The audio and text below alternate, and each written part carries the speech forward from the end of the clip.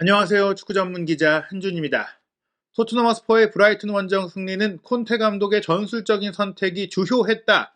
영국 공영방송 BBC의 매치 오브 더 데이 60년 넘게 운영되어 오고 있는 최고의 프리미어리그 분석 프로그램에서 짚었습니다.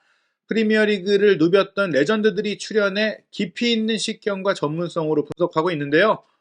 프리미어리그 레전드들은 토트넘과 브라이튼의 경기 어떤 점들이 좋았는지, 콘테 감독의 전술 변화 어떤 점들이 잘 먹혔는지, 그리고 토트넘이 우승하기 위해선 손흥민 선수를 중심으로 한 토트넘 공격진을 지원해줄 수 있는 선수가 있다라는 의견도 나왔는데요. 손흥민 선수의 활약과 토트넘 허스퍼의 브라이턴전 승리, 프리미어리그 레전드들은 어떻게 지켜봤는지 매치 오브 더 데이의 분석 내용 지금부터 해석하고 해설해드리겠습니다. 프리미어리그 레전드죠. 잉글랜드 대표 출신, 그리고 레스터시티와 토트넘에서 전성시대를 보냈고 바르셀로나에서도 활약했던 게리 리네커가 진행자로 나섰고요. 아스널 레전드인 이안 라이트, 맨체스터 시티에서 활약했던 마이카 리차지가 출연했습니다. 먼저 게리 리네커 이번 경기 이제 후토크 시작하면서 케인의 인터뷰에서 얘기했던 코멘트를 이어서 얘기를 하게 됩니다. 케인이 말한 대로 이날 경기 토트넘이 베스트 퍼포먼스, 최고의 경기력을 보여주지는 못했지만 결국에는 어려운 경기에서 승리를 거뒀습니다. 이 승리 토트넘은 만족스럽겠죠? 이렇게 이제 운을 띄우게 되는데요. 먼저 이안 라이트가 이 경기를 앞두고 별세한 피지컬 코치 잔피에로 벤트론에 대한 이야기를 통해서 토트넘 선수들이 심리적으로 어려운 상황 속에서 거둔 승리의 의미를 짚었습니다. 분명 토트넘 선수들에게는 만족스러운 승리일 것입니다. 팀 내에서 큰 가치를 가진 스태프가 사망하는 일을 겪은 어려운 한 주였죠. 우리는 그리고 토트넘이 뭘 할 수 있는지 알고 있습니다. 수비하면서 역습하는 카운터 어택 팀입니다. 토트넘은 많은 슛을 하지 못했지만 득점했습니다. 토트넘의 역습 능력이 극대화된 경기였고 그 과정에는 3-5-2 포메이션의 시도가 있었는데요. 먼저 손흥민 선수의 어시스트로 나온 골 장면 살펴보면 이 장면에 대해서 이안 라이트는 전형적인 해리 케인의 플레이였다라고 소개합니다. 문전에서 좋은 위치 선정 그리고 간결한 마무리 슈팅을 한 것인데요. 케인 선수가 늘 적절한 시점에 적절한 위치에 있다라고 짚었는데 라이트 플레이스 라이트 타임이라는 표현을 스카이 스포츠 중계 후토크에서도 그렇고 BBC의 분석에서도 그렇고 이제 잘 짚었어요. 케인 선수가 수비의 시선 뒤에서 머무르고 있다가 손흥민 선수의 크로스가 올라왔을 때 오프사이드 위치나 자신의 마크맨을 확실하게 파악하고 이동해서 가볍게 돌려넣는 헤더 슈팅으로 골을 넣은 것인데요. 그에 앞서서 손흥민 선수의 코너킥이 흘러나오고 호이비에르 선수가 다시 손흥민 선수에게 줬을 때 손흥민 선수가 트로사르의 마크를 따돌리는 개인 드리블 돌파에 이어서 오른발로 터치하고 왼발로 크로스 올리는 빠른 타이밍의 결정을 내렸잖아요. 이 플레이에 대해서 이안 라이트는 손흥민 선수도 그레이트 플레이를 했다. 손흥민 선수의 훌륭한 플레이가 케인 선수의 위치 선정과 마무리를 빛나게 만들었다라고 이제 소개를 합니다. 손흥민 선수가 커트인을 시도할 때 케인 선수가 자리를 잘 잡고 있었다. 이렇게 얘기를 하는데요. 이렇게 골이 나온 이후 토트넘의 플레이는 수비적인 전술에 방점이 찍혀 있었습니다. 이안 라이트가 그래픽을 통해서 소개하게 되는데요. 브라이튼이 빌드업을 시도할 때 토트넘 선수들 대부분이 페널티 에어리어 안쪽에서 그리고 중앙 지역에 몰려있죠. 득점 이후 토트넘은 수비에 주력했다라고 소개하면서 견고함을 유지하며 브라이튼이 라인을 통과하지 못하도록 했다. 지금 보시면 5백이 뒤에 머무르고 4명의 또 선수들이 그 앞에 두 줄 수비를 펼치면서 케인 선수가 맨 앞에 남아있잖아요. 아스널전의 경우 토트넘의 수비가 솔직히 형편없었는데 다시 토트넘이 수비를 어떻게 할 수 있는지 그 진가를 보여줬다. 아스널전 패배에서 깨어나서 토트넘이 이제 수비 조직을 회복했고 수비적인 전술적인 면을 회복했다라는 얘기인데요. 지금처럼 토트넘이 뒤로 물러서서 수비하다가 역습을 펼칠 때 상대팀은 어려워진다고 얘기하는데 이 장면 브라이튼이 무리하게 중앙지역 진입을 시도하다가 차단된 이후 손흥민 선수와 케인 선수 그리고 후반전에 교체를 들어온 히샬리송 선수의 3명의 역습이 우다다다 올라오는 상황이에요. 로메로가 공을 차단한 이후 케인에게 공을 넘겨주고 손흥민 선수와 히샬리송 선수가 좌우로 벌려서 전진할 때 브라이튼은 3명의 수비수가 배후에 있지만 공간을 크게 남겨둬서 토트넘이 어느 쪽으로도 뛰어들어갈 수 있고 어느 쪽으로도 패스할 수 있는 상황이 되죠. 이렇게 공을 빼앗고 토트넘은 역습할 수 있는 팀이다. 이런 플레이를 계속해서 시도할 수 있었다라고 소개하는데요. 아쉽게도 이 장면에서는 케인 선수가 손흥민 선수의 침투 타이밍에 맞춰서 조금 빠르게 패스를 줬다라면 손흥민 선수가 배우를 질주하면서 골을 넣을 수 있었을 텐데 조금 패스가 늦게 이루어지면서 아쉽게 유망한 기회로 이어지지 못한 장면이었습니다. 앞서 말씀드린 두 줄 수비뿐만 아니라 흥미로웠던 이날 토트넘의 수비 대형은 문전 중앙 지역을 좁혔던 것입니다. 측면은 조금 버리고 문전에서 슈팅할 수 있는 위험 지역에서 무려 7명의 선수가 모여있는 모습인데요. 그런 과정 속에서도 브라이튼 선수들은 측면을 활용하지 않고 집요하게 중앙 지역을 통과시키고 슈팅을 때리려고 했거든요. 슈팅이 이루어졌을 때 토트넘 선수들이 몸으로 막았을 때 공이 흘러나왔을 때 다시 전개되는 공격에 대해서도 토트넘 선수들은 중앙 지역의 숫자를 물리지 않고 계속해서 머무르면서 막아냈습니다. 지금 이 장면을 보시면 브라이튼이 에스투피냐 선수를 빼고 일본 대표 윙어인 미토마를 왼쪽 윙백으로 배치하는 아주 공격적인 축구를 시도했고 오른쪽 센터백으로 뛰었던 펠트만까지도 공격에 전진시키면서 센터백 2명만 남겨두고 총공세를 펼쳤거든요.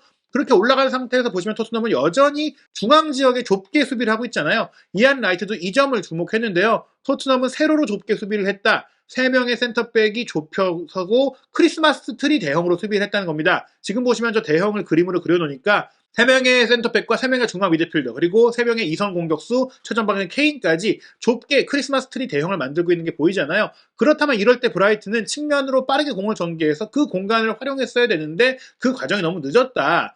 이 동그라미 표시한 영역이 굉장히 넓잖아요. 이안 라이트는 이렇게 측면에 크게 공간이 비어있는데 충분히 빠르게 이 공간을 활용하지 못했다. 결국에는 왼쪽에 미토마에게 공을 넘겼지만 넘겼을 때는 토트넘 선수들이 그쪽으로 이미 압박 대형을 이동할 수 있을 정도로 신속하지 못했던 것이고 미토마가 측면으로 벌린 다음에도 다시 결국에는 문전으로 무리하게 공을 투입하다 보니까 충분히 숫자적으로 우위를 갖고 있는 토트넘 선수들이 잘라낸 것이죠. 1차 커트, 2차 커트, 3차 커트까지 중앙 지역에서의 모든 공을 토트넘 선수들이 잘 차단했고 그것은 토트넘이 아주 좋은 조직력을 보였기 때문인데 토트넘이 이날 경기는 경기력이나 빌드업을 통해 얼마나 많은 기회를 만드냐가 아니라 결과를 내기 위한 축구를 했고 그게 잘 먹혔다라고 설명했습니다. 그런데 이 장면 여러분들이 보시면 로베르토 데체르비 감독의 전술이 어떤지 브라이튼에 와서 어떤 축구를 할지에 대해서 저희가 분석해드렸던 스카우트 H 시간에 지적했던 부분이 그대로 나왔어요. 브라이튼이 그레엄 포터 감독이 있을 때는 윙백 축구를 하면서 좌우 측면의 공격 비중이 높았습니다. 왼쪽 상단에 보이는 이 레프트 사이드 40%, 라이트 사이드 37% 측면 공격을 많이 하던 것이 데체르비 감독이 부임하기 전에 브라이튼의 공격 패턴이었는데요.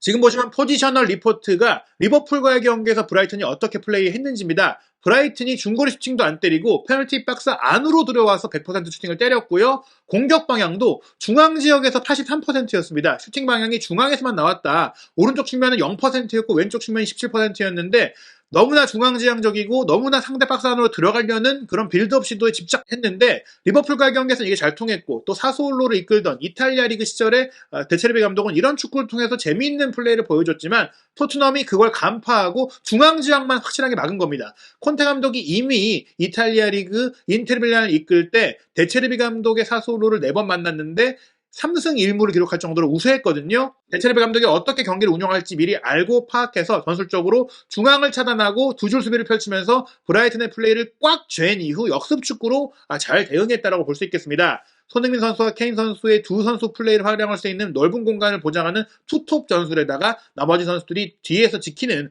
지난 시즌 토트넘이 잘했던 플레이를 다시 한번 보여준 것인데요. 결국에 재미있는 축구라든지 내용상으로 멋진 축구를 보여주진 못했지만 이안 라이트가 초반에 얘기했듯이 토트넘이 잘할 수 있는 축구를 통해서 성과를 낸 것이죠. 하지만 게리 리네커는 올 시즌 토트넘은 챔피언스 리그도 나가고 또 우승을 원하는 팀이잖아요. 토트넘의 플레이 방식에 대해서 비판이 따른다. 재미없는 축구다. 흥미진진하지 못한 축구다. 이런 비판들이 있는데 어찌됐거나 토트넘이 쉽게 무너지는 팀이라는 비판에서 벗어났지만 이런 부분에 대해서 어떻게 생각하느냐 질문이 나왔습니다. 이 질문에 대해서는 맨시티 출신인 마이클 리차즈가 대답했는데요. 저는 개인적으로 토트넘의 플레이를 좋아합니다 라고 얘기하면서 매경기 3골을 넣는 축구 혹은 이제 3포인트라고 했는데 승점 3점을 확실하게 노리는 축구라기보다는 이제 실리 축구를 한 것이잖아요. 그런 화끈한 공격적인 축구는 아니지만 아주 잘 조직되어 있는 팀이다. 분명히 맨시티 리버풀 같은 축구는 아니다라고 얘기하니까 옆에 있던 아스널 레전드인 이제 이안 라이트가 올 시즌에는 아스널도 잘하고 있으니까 아니 아스널도 그런 축구인데 라고 얘기하니까 농담 삼아서 아스널도 맞습니다. 걱정하지 마세요. 아스널도 그런 팀으로 인정합니다. 얘기하고 또 말을 이어가는데요.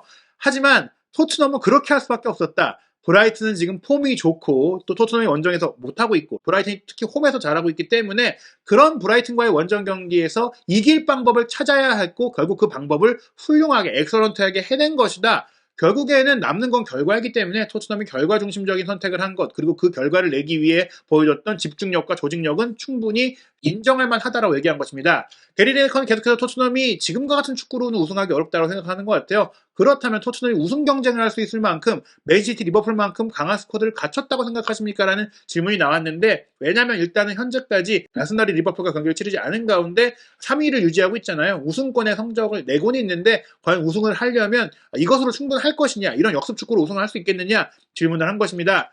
이안 라이트는 공격진을 지원해줄 선수가 부족하다고 했어요. 프론트 라인은 괜찮은데 그 라인이 더 좋은 플레이를 할 수 있는 지원군이 필요한 게 사실이다. 미드필드에서 통제력과 창의성을 갖고 경기를 만들어갈 수 있는 빌드업을 잘할 수 있는 선수가 필요하다. 토트넘이 역습 공격을 잘하는 만큼 지공 상황에서의 빌드업 능력도 향상시켜야만 토트넘이 우승을 노릴 수 있을 것이다라는 얘기인데요. 그렇다면 어떻게 이걸 강화할 수 있느냐? 게리 리네커가 리차즈에게 물어봅니다. 그렇다면 토트넘에게 부족한 건 무엇일까요? 미드필드에서의 창의성이 조금 필요하지 않을까요? 진행자니까 질문을 던졌지만 본인의 생각을 조금 물어본 거예요. 내 생각엔 토트넘이 지금보다 좋은 팀이 되려면 미드필드 라인에 좀 플레이메이커의 성향의 선수가 필요한 게 아니냐.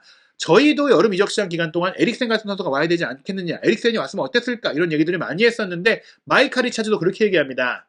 에릭센 같은 유형의 선수가 필요합니다. 현재 토트넘의 3명의 미드필드는 모두 홀딩 스타일이기 때문에 이런 선수들 사이에서 출전하면서 뭔가를 만들어낼 수 있는, 창조할 수 있는 선수가 필요합니다. 에릭센만 맞다면 좋은 패스도 뿌려주고 예상치 못한 허를 찌르는 패스도 해주면서 손흥민 선수와 케인 선수를 도와줄 수 있고 또 그러면서도 수비적으로도 부지런하게 움직여줄 수 있고 경기 전체를 조율하는 노련미를 갖고 있는 에릭센이 만약에 토트넘에 복귀했다면 정말 최고의 퍼즐이 됐을 텐데 토트넘이 뭐 나이 문제라든지 또 콘테 감독이 추구하는 전술적인 그런 문제들 속에서 중앙은 오히려 버리고 측면 위주의 축구, 윙백 위주의 축구, 역습 위주의 축구를 좀 했던 시도가 결국엔 이런 미드필드 보강이 되지 않았고 그 시도가 잘 먹히지 않을 때 경기를 이제 어떻게 풀어갈지에 미궁에 빠지는, 그리고 오히려 케인이나 손흥민 같은 선수들이 그 역할을 해야 되는 부담까지 떠안는 그런 상황이 되고 말았는데요. 과연 토트넘이 1월 이적 시장이라도 움직여서 이런 창의적인 미드필드를 영입할 수 있을지 궁금해지는 상황입니다. 현재 에릭센 같은 경우에 맨유와 이미 장기 계약을 한 상태라서 데려오는 것은 어렵고 이미 에릭센이 또 맨유에서 핵심적인 역할을 하고 있기 때문에 더더욱이나 데려오기가 어렵죠.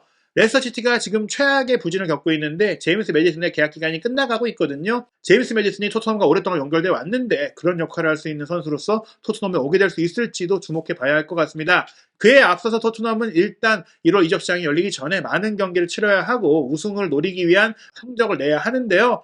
10월달 아직 6경기가 남아있습니다. 한국 시간으로 10월 13일 목요일 새벽 4시에는 프랑크푸르트와 챔피언스리그 D조 4차전 홈경기 치르고요. 에버튼, 맨유, 뉴캐슬과 프리미어리그 연속 경기를 3일 간격으로 치르고 스포르팅 리스본과 챔피언스리그 D조 5차전 홈경기 10월 27일 목요일 새벽 4시에 치릅니다. 10월달의 마지막 일정은 승격팀 본머스와 10월 29일 토요일 밤 11시 프리미어리그 원정 경기인데요. 본머스가 레스터시티와의 경기에 기막힌 역전승을 거두는 등 최근에 만만치 않은 또 살아나는 모습을 보이고 있어서 그 어떤 경기도 토트넘이 쉽게 볼 수 없을 것 같습니다. 맨유 같은 경우에는 테나 감독의 축구가 자리를 잡고 있고 뉴캐슬 같은 경우도 이번 주말 브렌트포드의 5대1 대승을 거두면서 활약이 완전히 살아났죠. 스포르팅 리스본은 토트넘이 원정 경기에서 패배를 겪을 때 보여줬던 그 끈끈한 모습 확인이 됐었고 프랑크푸르트도 결코 만만치 않은 팀이라는 것을 지난 원정 경기력을 통해서 지켜본 것 같습니다.